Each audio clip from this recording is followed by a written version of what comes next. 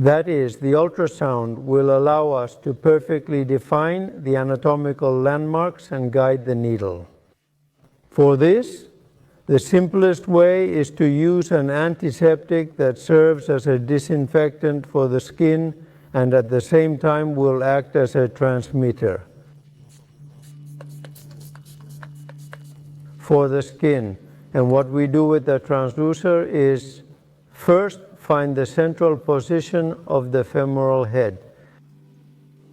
Once this central position of the femoral head is achieved, which would be approximately in the middle of the probe, we have to consider that our infiltration must be performed in a safety plane. And this safety plane is marked by the anterior superior iliac spine and the upper area of the patella. Everything that is lateral from this plane will be a safety zone, while everything that is medial may pose some risk, especially the femoral nerve. Therefore, considering that the hip has an angulation of 130 degrees, we will place our probe parallel to the long axis. That is, we will not place our probe on the long axis of the limb, but on the long axis of the femoral neck itself. All this will also contribute to our injection moving out of the plane of some risk and into a safety plane. So we disinfect, and once disinfected, what we do is find our central plane of the femoral head.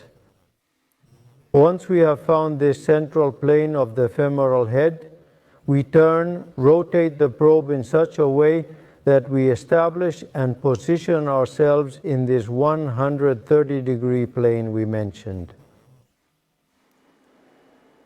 And in this plane is where we will perfectly visualize the femoral head with the articular cartilage, the capsule, and the ilioinguinal ligament on the surface and distally.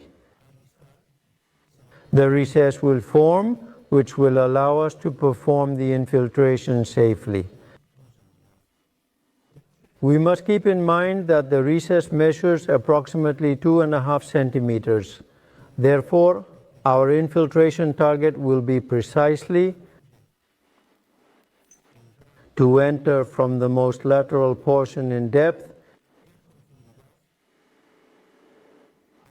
until contacting the femoral head.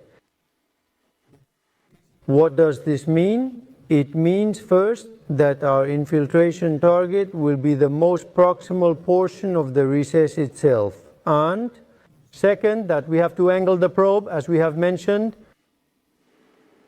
On the other hand, if we place our needle approximately 1 centimeter from the entry point, we must consider 1 centimeter from the lateral edge and the entire length that the needle will need at a deep level. We generally use relatively long needles for this type of infiltration, which we can even measure beforehand. We almost always use this type of needle. They are 7 centimeter needles and 20 G, which will greatly facilitate the infiltration. They are conventional needles. There is also the possibility of using needles of this type, which are somewhat longer needles and are also rifled at the tip, allowing us to facilitate visualization. But in any case, it is an extremely safe infiltration as long as we position ourselves from the most lateral edge. Out of risk.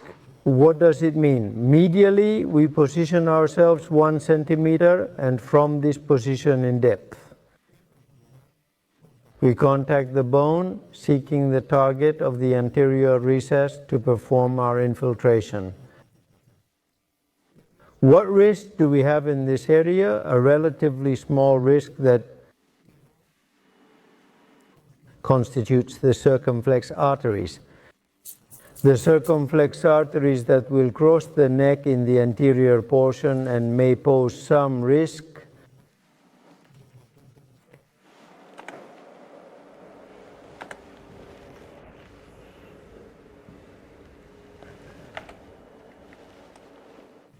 from the point of view of needle insertion, cross the middle zone. So we have to position ourselves a bit approximately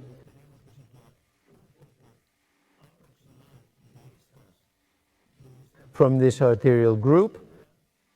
If we position ourselves slightly forward, the risk of perforating the arteries is lower, although in any case it is a relatively safe area from the infiltration point of view.